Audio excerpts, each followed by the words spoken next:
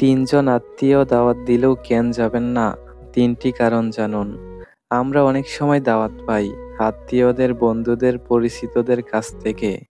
কিন্তু জানেন কি? কিছু দাওয়াতে যাওয়া মানে নিজের শান্তি, সময় আর সম্মানকে হারানো। আজকের এই ভিডিওতে জানাবো এমন ৩ জন আত্মীয়র বাড়িতে কেন আপনাকে না বলতে হবে। ১. যে আত্মীয় আপনাকে ছোট করে দেখে, আপনার সাফল্য বা কষ্ট, আনন্দ সবকিছুকেই তারা হালকাভাবে নেয়, আপনাকে অপমানজনক মন্তব্য করে, সেই আত্মীয়দের দাওয়াতে গেলে আপনি মানসিকভাবে ক্লান্ত হয়ে ফিরবেন। তারা আপনাকে দাওয়াত দিয়ে আসলে আবার অপমানের সুযোগ খুঁজে। নিজেকে ভালোবাসুন, এসব জায়গায় না যাওয়াই বুদ্ধিমানের কাজ। ২. যে আত্মীয় সবসময় তুলনা করে, যে আত্মীয় সবসময় বলে, তোমার চাচার ছেলে কত ভালো, তুমি কি করো? তোমার তো এখনো কিছুই হয়নি। এই তুলনা আসলে মানসিক বিষ।